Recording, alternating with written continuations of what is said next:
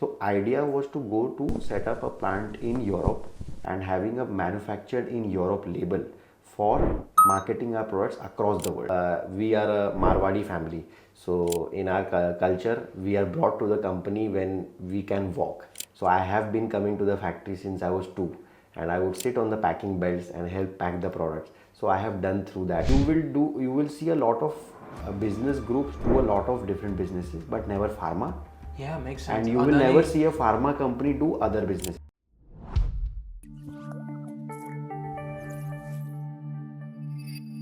Hi everyone, today we are in Mumbai with Sanjivani Parenteral. It's a company that does formulations and manufacturing of injection medicines and oral medicines, and we are joined by the second generation entrepreneur. His name is Srivardhan Khemka. Hi sir, thanks a lot for having us here. Hi Sriram, thank you for having me. Hey, before we start, wanted to understand, before we get into the business, you're doing a couple of JVs with an international company, a local company. Your exports are like 75% of revenues. Before we get into all these technicalities, would like to understand, how did this company start? Like, what were you guys doing before 1994? Your previous generation, what were they doing before 1994? Why pharmaceuticals? How was the journey like? Thank you. So this company was started by my father and my grandfather together. My grandfather was traveling across the country. He was involved in various trades, including plywood and timber and stuff like that. Finally, when they moved to Mumbai, someone suggested to them that pharma is a growing space and Mumbai is the hub for it. So they ventured into the pharma space firstly by trading of formulations, by setting up their own brands, and then eventually into the manufacturing space in '94 by setting up Sanjeevani. So earlier we were doing contract manufacturing, after which in 2003, when the government brought in the special economic zone in Baddi, Himachal Pradesh, Okay. for the excise benefit, most of our clients moved to Baddi. Now we had two choices. Either we could join the bandwagon, set up a factory in Baddi and maintain our supremacy in contract manufacturing, or we could move into our own exports. So my father decided to take the second route, the road less traveled, as they say, and he started traveling to most of the countries across the world and setting up our relationships with those people and starting our own exports. Okay. Today, after 21 years in this, we are standing at 35 markets and more than 150 products in our portfolio, with more than 200 registrations across the world. Okay, nice. And we can confidently say that we are far more secure in terms of our revenue as compared to any other CMO player. Okay, makes sense. Contract manufacturing means a large company is like Dr. Reddy's or let's say Pfizer or some random large pharmaceutical company. They give you the formulation, they've developed a drug. It's like, boss, you do the manufacturing for me. Is that right? Correct. So basically it's like renting our factory out. Okay. So with large pharma companies, they come with a large technical team as well. So they will take care of the whole process of the technology transfer. That is a process where they shift one product from either their R&D or an existing manufacturing unit to our unit. Since the machines are different, the capacities are different, and once everything is established, the validations of the batches have been done, the manufacturing happens in the presence of their personnel usually, and they take this product, and then the responsibility of marketing is kept on them. This is a very low value added service in the whole space, so that's why the margins are very low. Understood. It's almost, I'm not putting a blanket statement, but it's almost like an company outsourcing the IT needs to an IT based Indian company. Is that a good example or poor example? Yes, you could say that. It is pretty much the same. Basically, they're using our labor and our asset to manufacture their product, their brand, and make the most cream out of it, as they say. And India is becoming a huge hub for this contract manufacturing, generics, medicine. Are you feeling that wave coming in? Yes, there are a lot of manufacturing units in the country. In fact, last I checked, there were more than 17,000 manufacturing units across the country. Yeah. And as per my calculation, I may be wrong here, but if they were to run one shift completely every day, it is enough to feed the world medicines 3 times over. Wow. So 17,000 units? Yeah. So that's a lot. I think we are currently in a situation of oversupply. Although the new regulations that are coming in, it's making more difficult for the smaller players to survive, and the higher quality manufacturers are going to survive the game now. So the smaller players are getting weeded out, the prices are getting better, and things are looking up from now on. Yeah, they should. Meaning, I wanted to mention this later in our conversation. You remember the cough syrup case and that artificial teardrop case.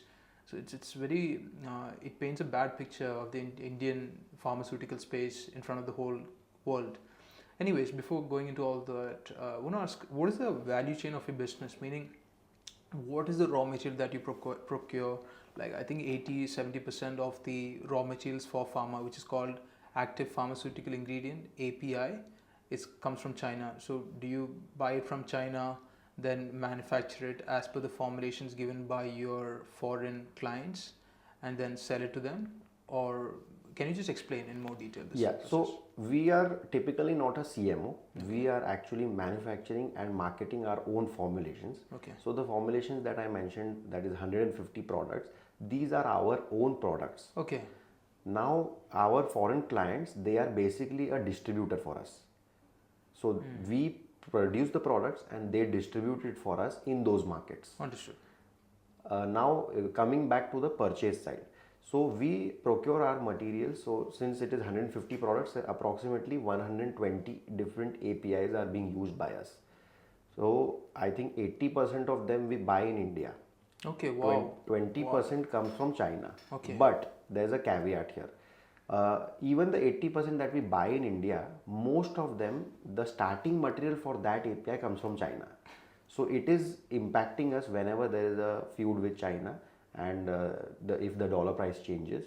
But yes, we are a little further ahead in removing dependence from China. It's almost like saying you buy batteries from India, but then the cells actually come from China. Yeah, Anyways, that's true. I don't want to go there, but great. I mean, 80% you can say directly you're sourcing it from India, but they're sourcing it from China nonetheless. And so do you want to divide your business into like a couple of segments, or do you want to or you just want to keep it as it is? Like, do you want to say that CMO space, you're doing contract manufacturing? Are you doing contract development as well? Like, are you developing a drug for that client? So it becomes CDMO, contract development and manufacturing. Or is there, and there's one more segment that's coming, nutraceuticals, where it's like vitamin tablets and all these, vitamin tablets. So you want to divide into segments that you're currently doing? So how we look at our business is basically three segments. Okay. One is the CMO space, where we do contract manufacturing for three large organizations. Okay. I can name them. That is Macleod's Pharmaceutical. It is a company based out of Mumbai. They specialize in a lot of different therapeutic areas, but I think their primary target is the antiretrovirals and the anti-tuberculosis. So we support them with a couple of products for the domestic as well as export market. Second is Gland Pharmaceutical, based out of Hyderabad. That is a company specializing in sterile injectables. So their own plants do manufacturing for export, but they get their domestic products outsourced from us. So we do around 6 or 8 SKUs with them. And third is Vita Biotics, that is a company from UK that does nutraceuticals at our plant. Yeah, I've heard of them. Oh, you do the nutraceuticals in your Indian plant too? Yes. Okay. Yeah. So let's that's a good segue into the nutraceutical business. I think Alivia Healthcare is the name of a European Czech Republic company that you have done a JV with, where you hold 45% of that JV, and you're manufacturing nutraceuticals to supply to the Prague market first, and then the European markets after that. You get a direct access. Okay. So you want to talk more about that, like what is your revenue expectation, how much margins are you expecting? And a caveat to this is that revenues, whatever you're going to clock there, will not come onto your books as revenues, because you own less than 50%, right? So it's going to come as a share of profit from joint ventures at the bottom of your balance sheet. Income statement. Go ahead. Correct. So before I move to the Prague part, I would just like to categorize the business in India that we just spoke about.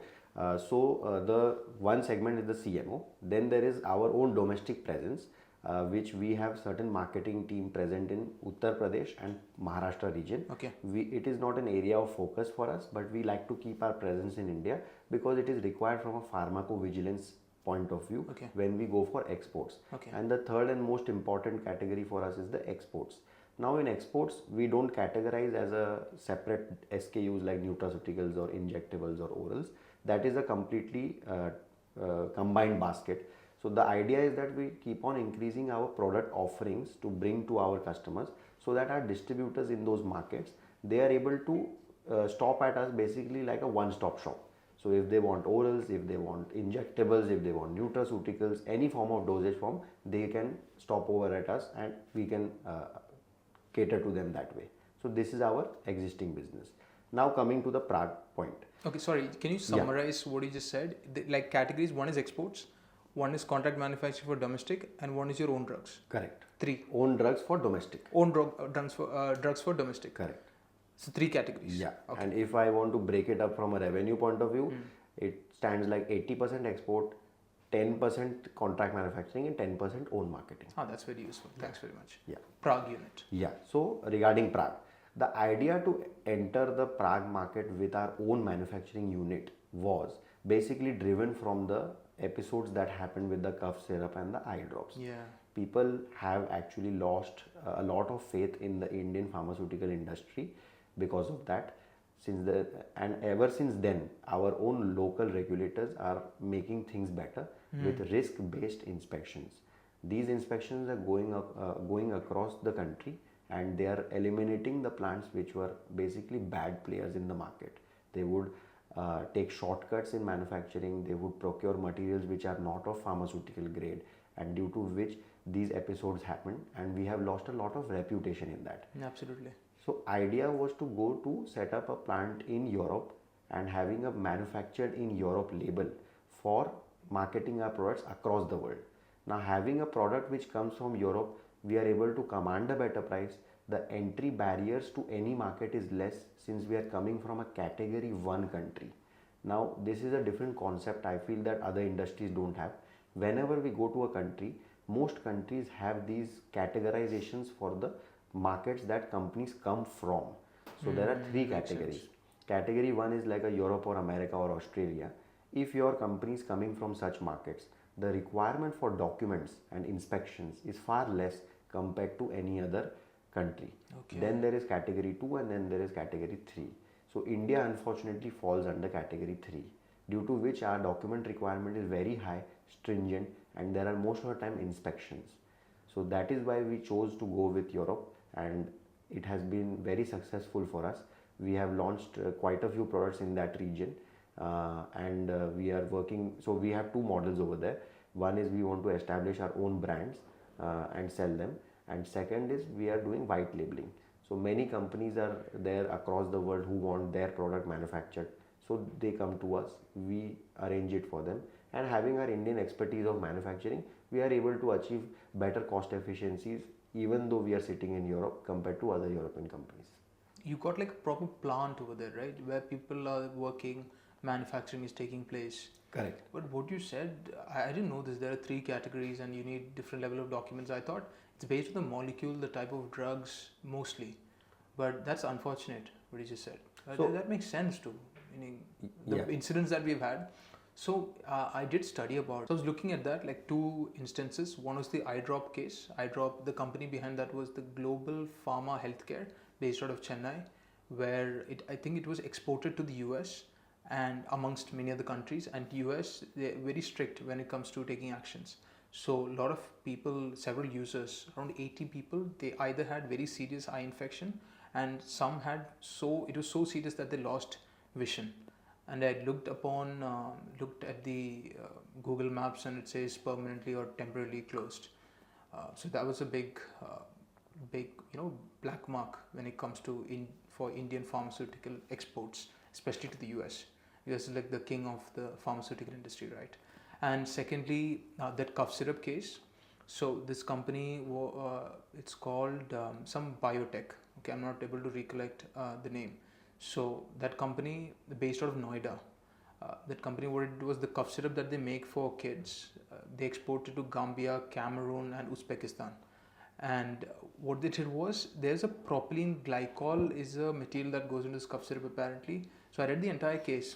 What the guy did was, they bought this propylene glycol from a manufacturer who does it for industries.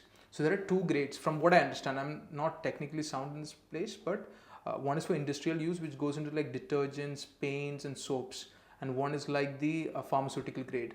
So industrial grade, he procured at much lower cost because the pharmaceutical grade was slightly expensive.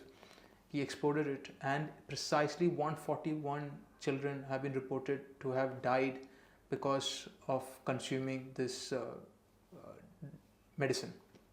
And see, the problem is, I'm just making an open statement, that company still exists, company still manufacturing. India had cracked down in 2023 early 2023, saying that you have to stop manufacturing. Then later UP government gave them a license to manufacture everything other than this cough syrup.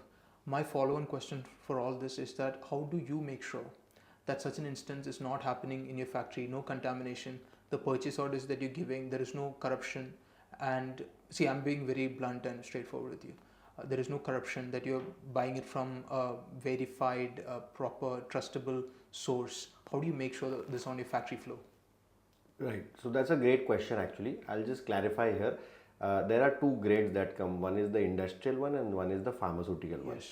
Now the difference here is the impurity levels. Okay. I'm sure you must have read in the news a lot about nitrosamine impurities which were found in ranitidine tablets, something that everybody has for gastro reflux. Okay.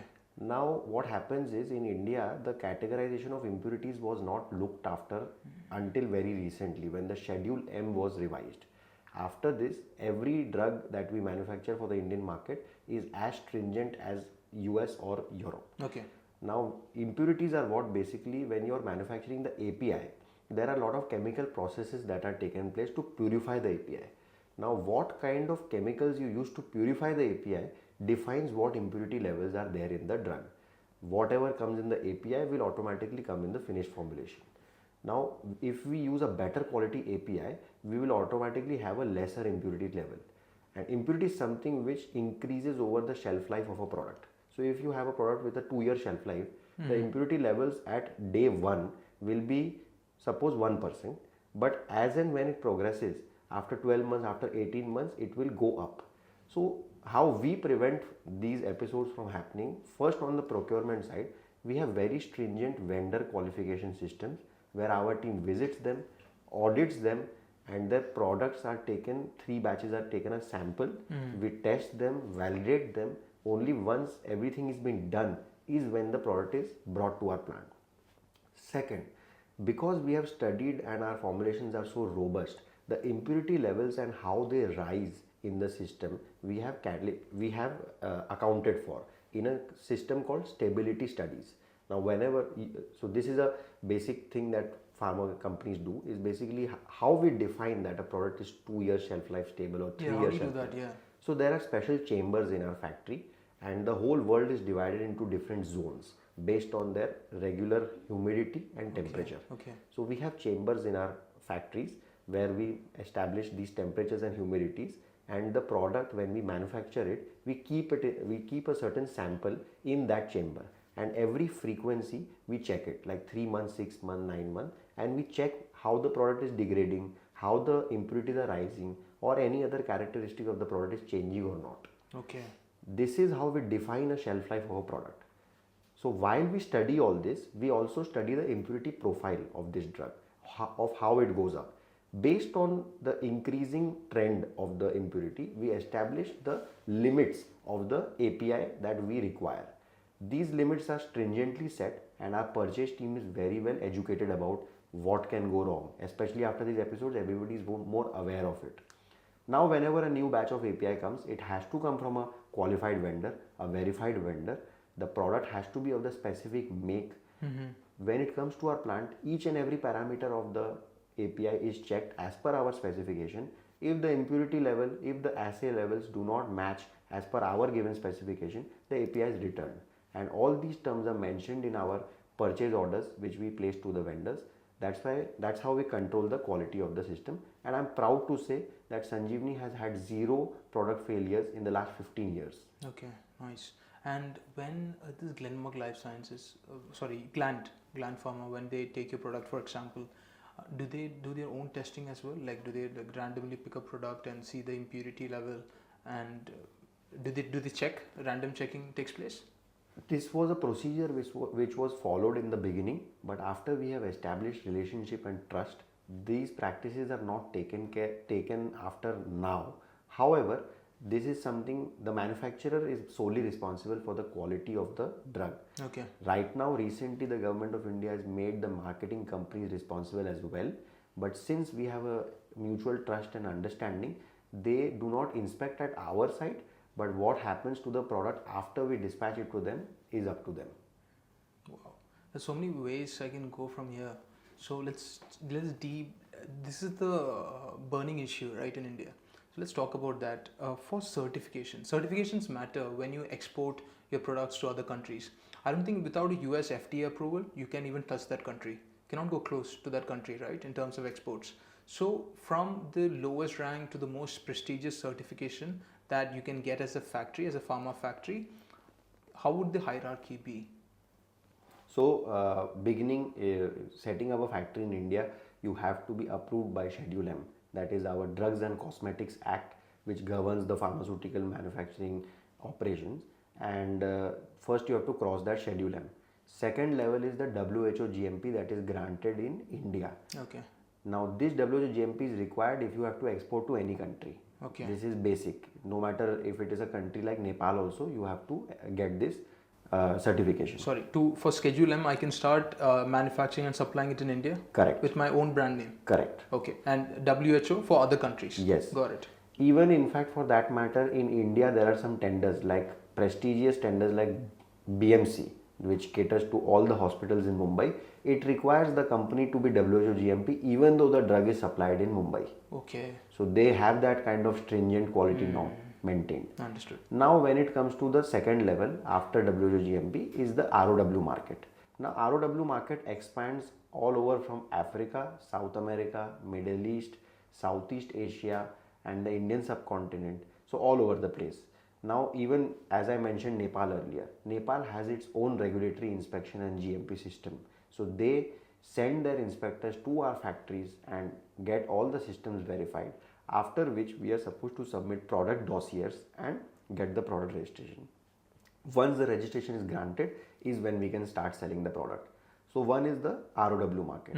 Now comes the semi-regulated market. These are countries which have inspection systems where they come in and inspect the plants for 5 days.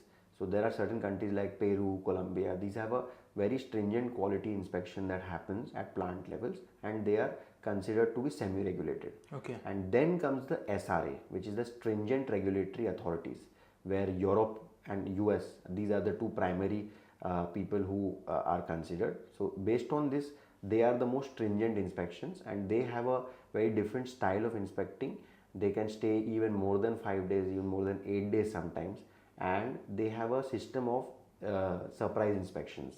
So they can come in to your plant at any time. There have been stories where US FDA inspectors have arrived at the plant in civil clothes at 3 a.m. in the night to see what's happening in the night shift. Wow.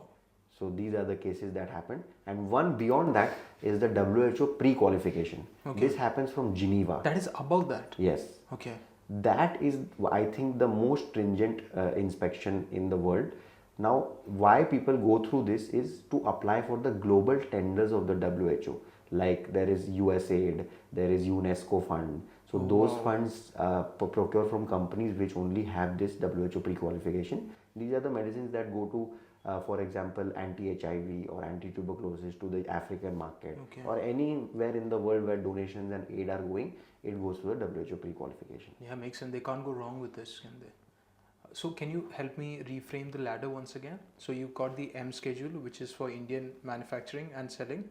Then you've got the WHO general manufacturing practices. Good manufacturing manufacturing practices as second layer, which gives you access to the rest of the world except some countries. And then there is a semi-regulated certificate. ROW. ROW. Yeah. ROW. Rest of the world, like these African countries, some Middle East countries. And then you got the semi-regulated market like Peru, Chile. GCC, you can say. GCC is a country, is a council of Saudi Arabia, Qatar, all these Gulf councils. Yes. So that. Okay. And then comes the SRA. Yes, sorry. That is Europe, America, Japan, China. Okay. And then comes the WHO pre-qualification. Okay. Excellent. All right. That's very informative. See, this is the first time we're doing with a pharma company. So it's nice to delve deeper into these technicalities and how it really works. Because we keep seeing semi-regulated, on con calls, on the management commentary, we keep saying we're supplying to the semi-regulated market, we're supplying to the African, Latin American regions. So anyway, see, how do you have so much competency about this subject when you talked about impurities and things? Despite you're from a business background, you do not have done any undergraduation in pharmaceuticals or in chemistry or anything of that sort. But I really commend your knowledge in this space, despite not having studied the subject. So I joined the company 8 years ago, Yeah. right after my graduation. So the first 3 years I spent in the plant. Okay. Now we are a Marwadi family. So in our culture, we are brought to the company when we can walk. So I have been coming to the factory since I was 2, and I would sit on the packing belts and help pack the products. So I have done through that phase, and everybody in the company knew me. So they were very helpful and they were very adaptive to my introduction in the company. And the first 3 years I spent in the factory, I had only looked after the technical operations. I was just learning from all the technical people that are there in the company. I would face the inspections along with the team and try to understand the concept of good manufacturing practice from different auditors that would come to us from across the world and our clients. Okay. And there were a lot of training that I attended. So on the job basically is what I have learned, and I have always loved to read and upskill myself. So I have taken that up. After 3 years is when I moved into the commercial operations, and then we started implementing a lot of systems and procedure to make it a system to scale it up quickly. Yeah, and you did mention before we started you're doing something on tech. I didn't really understand what you mean by you're implementing tech, because pharma tech, I don't see the relationing between this. So what is that exactly? So my judgment is, and I'm sorry if I offend anyone, but pharma companies are the last people to adopt any technology 100%. that comes in, right? So I wanted to break this chain, and we worked very closely with a company called Modernizing Processes. Okay. This company helps implement no-code based applications in our company after studying our workflow and establishing systems in place where we can track metrics of each employee, of how efficiently they're working, of how the product is moving, what was our turnaround time. These things are being tracked, and this custom software has been built exactly to fit our needs. Okay. So the benefit of going no code is that everything can be built very quickly, and if you want to change, it can be changed very quickly. So that's the benefit we took out of it, and we have implemented a ton of software across the company which has helped us track everybody and incentivize based on their performance to a level which I believe that large companies are also not able to do. It makes sense. For pharma company, how do you incentivize people? I mean, and you're bringing tech to know the measure of productivity and then incentivize them accordingly. That's new. I'm just trying to get my head around it still. Anyways, now I'm going to talk about the business side. You've done the Prague unit we spoke about. Then there is the IV bottles that you're going to be making a JV where you're holding like 60% stake. So it's going to come on the consolidated revenues and profits. You want to talk a bit about that? Because somewhere I read, I think it was in your recent earnings call, where you mentioned like this 7.2 billion bottles that's needed per year, but then our supply is like 3 billion or 2.4 billion at the moment. So you want to go anywhere from here on this? Okay. So regarding the IV, these are basically the bottles which you get when you go to the hospital and are admitted. So in India, it's commonly known as the glucose ka bottle. Okay. Right. This is something that has taken a lot of shift as a product. Earlier, you would see this product coming in glass bottles only. This is back in the 90s. Okay. So I believe you and I were kids back then, so we might not remember. But if you see old movies, we might see that it used to come in glass bottles. Now Sanjivani, the name parenteral, which is put after Sanjivani, means that the drug which goes directly in your bloodstream. We were earlier manufacturers of IV, but it was in glass bottle. Then a shift came where it shifted into a plastic bottle. Okay. Now this was a very different technology. The investment to set up this factory was very high. So we decided to move out of the glass bottle business and moved into the small volume parenterals, which are 5 ml, 3 ml, 2 ml, 1 ml. Now these plastic bottles which came in, these plants are so what IV is basically a bottle filled with water, technically, right? So in other business perspective, if I say, you will see a Bisleri bottle factory all across the country, right? Because after a point, the logistical cost does not justify the sale. Same problem is with IV. It has to be close to the source of consumption. Okay. After 500 or 1000 kilometers, the viability of that product goes away because of the freight cost. That is the reason why people in India have a shortage. The plants are mostly concentrated in the north of India. So if we were to divide the demand and supply gap of north and south of India, I would say north, the demand and supply is pretty much matched, and south is the place where it is missing. So currently in Maharashtra, we are the only company which is coming up, and just like a region of Pune, as per my estimation, since WHO has set a system of 3 bottles per day per patient of admission. If we do a basic math for Pune also, there's a consumption of 350,000 bottles a day. Okay. Our manufacturing unit will produce around 175,000. So even our manufacturing is going to get consumed in Pune itself. But there are other manufacturers as well, right, in India? In India, yes, but they come from the north. So first of all, they have to suffice the market of north, and then when they ship their product from north to Pune, that freight component is very high. That's why you draw the example of Bisleri bottles. Exactly. Nice. Okay.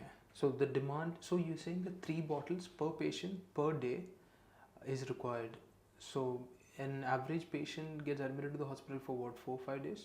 Yes, but sometimes it could be 2 days as well. Okay, then we spoke before starting this. You said, see, my question was, you're putting just glucose water into these plastic bottles and selling them. But the advantage here is that it's a lot more regulated.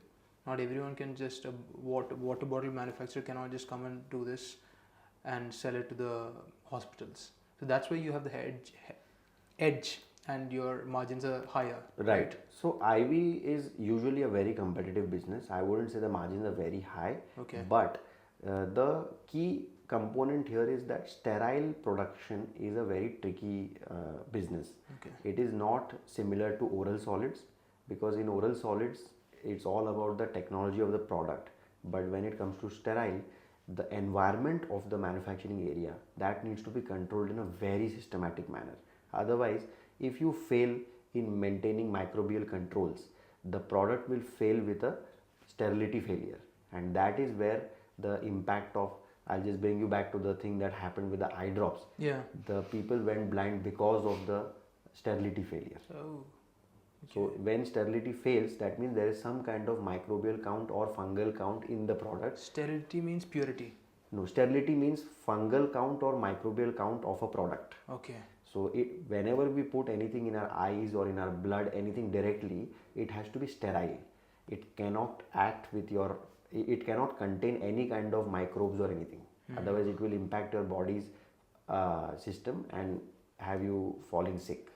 So to control that environment, there's a lot of cost involved, regulatory approvals involved. So this factory that you're setting up, the plant, what all regulatory requirements is taken? You mentioned the ladder, right? So up to which? So we have designed the plant currently to fit the market of India, as well as some of the ROW markets. Okay. Now when it comes to IV, Yeah. it is a product which is in shortage across the world. So anywhere we go, the regulatory requirements become a little less stringent when it comes to IV, because if the domestic country has approved it, the rest of the markets will automatically approve it when it comes to the ROW market. Now one more thing I would like to add in IV is that normally in India, whenever you want to set up a manufacturing unit of any other dosage form, could be tablet, could be small injections, could be syrup or eye drops, the certification authority is your state licensing authority. Okay. But when it comes to IV, only the center is authorized to issue the license. Ooh. That's how critical it is. Okay. Okay. That's why that despite being a glucose bottle, it will come at a higher premium. Correct. Getting you. Then what about, I saw some capital work in progress on your recent balance sheet that you had. It's like 6 crores, but 6 months ago it was zero. So what is that 6 crores? So right now we are in the process of upgrading our existing units as well. Okay. We have had our injectable plant in Navi Mumbai, which is running since 1996, and our oral solid plant, which is running since 2009. Okay. In the period of 2017 to 2021, we had a rough patch during which we were keeping cost under control and running the factory in a very efficient manner to maintain the cost, to maintain the regulatory standards. But a pharmaceutical factory requires a lot of input on a capital basis, on an annual basis. So that's why we have kept this upgradation plan now, and we are moving the plants in such a way that they are again future ready for the next 10-15 years. What about the IV plan? If that money is being used for upgradation, what about the IV plan? Are you investing there? How much are you investing there? So as we hold 60% in that joint venture, Yeah. we are going to invest as per 60%. So Okay. the total capex of that plant is around 35 to 40 crores. Okay. So based on that, our 60% will come to around 24 crores. Got it. Excellent. Okay, nice. And I want to talk about your sales. 2013, I was looking at the numbers. 150 crores you were doing in sales. You had like huge amount of debt, man. Like 70 crores or something you had debt, and 60 crores you had debt back in 2013, and you were operating an operating margin of 6 or 7%.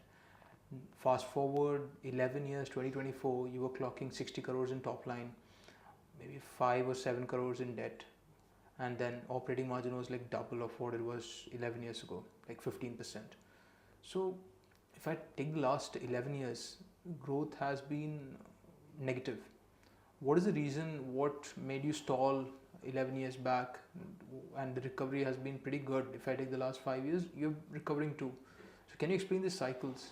Yeah, so good. Actually, we as a company have become very resistant to these things now.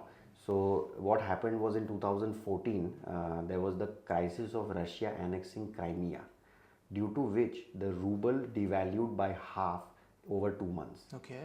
Now what happened was basically we were exposed to the Russian market in a very large manner. Like what percentage? Around 45% of our revenues came from Russia. Ooh. Now what happened was, due to this devaluation, and there are some more other Indian companies which were also doing business in Russia, immediately issued a credit note, due to which everybody had to follow path. So we had to write off half our outstandings. So that impacted in a major blow to us. Secondly, our revenues were very high at that time because we were involved in the institutional business in India. Okay. We would do a lot of tenders like the railways, the armies, and many other state governments. Okay. So what happened was, due to the cash crunch that we got from Russia, we were unable to deliver the tender obligations in India. Okay. Because of that, we got blacklisted.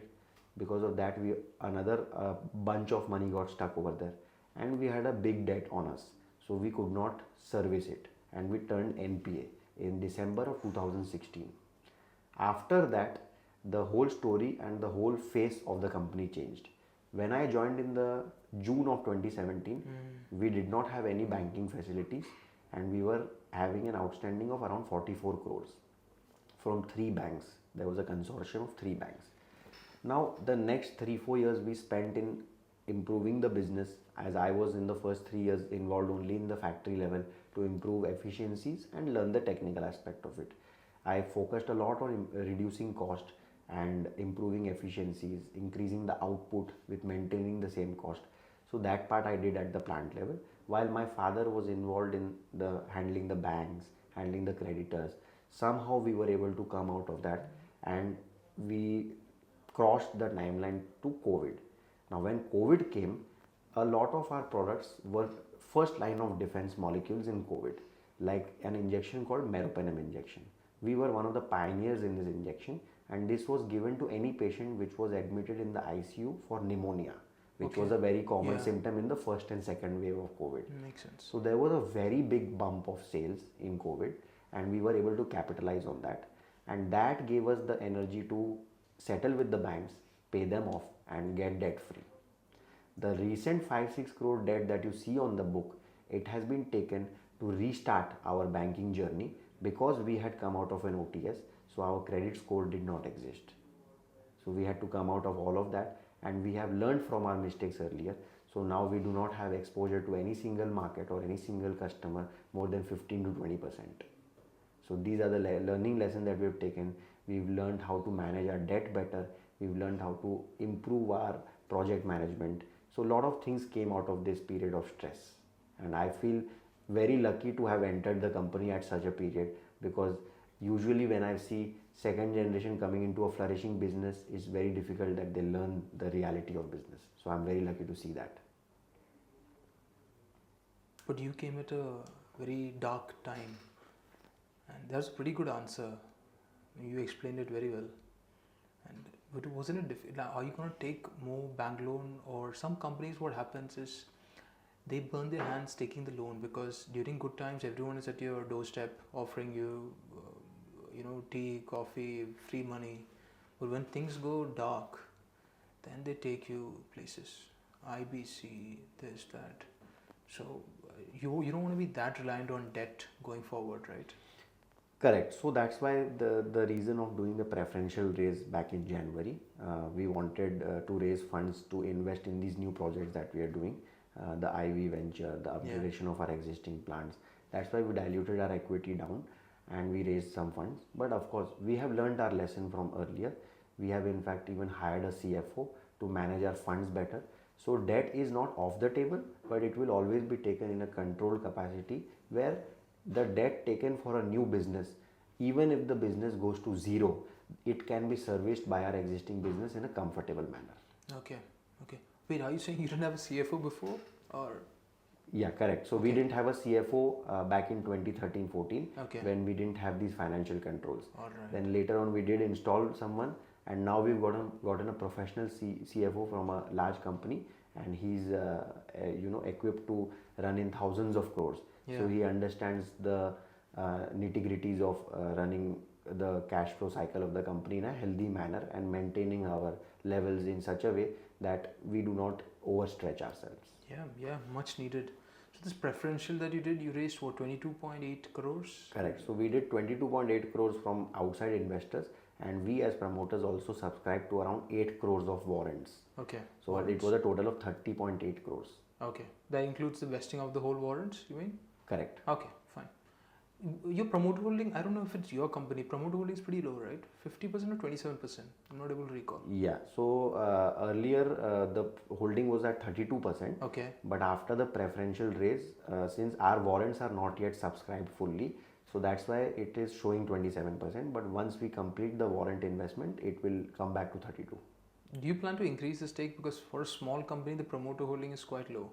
Do you plan to increase the stake? Yes, we do. Okay. We are always on the lookout to increase it, and we will do so when funds are available to us and the opportunity presents itself. Sure, makes sense. Then last thing I want to touch upon is, so recently I read this case where in 2005, this company called Bayer released this anti-cancer drug for kidney cancer, liver cancer, to cure them. And the company's name was Bayer. The drug released was Nexavar, for the drug. And in 2012, Natco Pharma, an Indian listed company, they copied this. So they had a patent in the US, this US company. They had a patent in the US. Despite that, they copied this drug, manufactured it in India, and Bayer was selling in the US for, I think, 3 lakh rupees per month. They started selling for 8,800 rupees per month in India. And government was okay with it because apparently there's a provision in the 1970 Patent Act. It's called Compulsory Licensing Act. And they could sell it in India despite the US company having the patent over it. And apparently in the subclause and the document it says that if the drug, the government thinks it's for the public welfare, if it is going to do good to the Indian population, provided that it's too expensive to import and sell it here, then Indian company can do it. What are your thoughts on this? And I feel that Indian patent system, pharma, it's I don't know if it's right or wrong, but it works differently compared to other countries. And even you had a case, right, that you wanted to mention that we were just talking and you had mentioned a case. You want to just speak about this? Yeah, so the case that I was talking about was the case of Cipla doing the anti-HIV drugs. Yeah. So back in 1980s or 90s, I think, it was an HIV epidemic in the world, and Yeah. especially in the continent of Africa. Now, a lot of American companies had the drugs to cater to this disease, but they were at a very high price. It was priced around 35,000 rupees a month. Now, what Cipla did was Dr. Yusuf Hamid. I had the pleasure of meeting him once as well. Okay. And what he did, which is very great, is that he fought with the whole world and got the President of United States and Indira Gandhi, our Prime Minister at that time, and got an exemption to manufacture these drugs and supply it to the African market for $350 a month. And how much is the initial cost? Initial cost was $35,000 a month. Okay. Yeah, so he reduced the cost down to 1%. Yeah.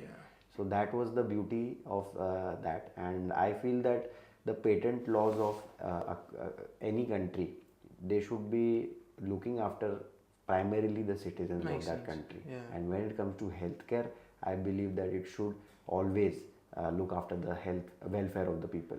Also, but on the other hand, I would also like to add that developing a new chemical entity, that is a new drug, it is a very expensive affair.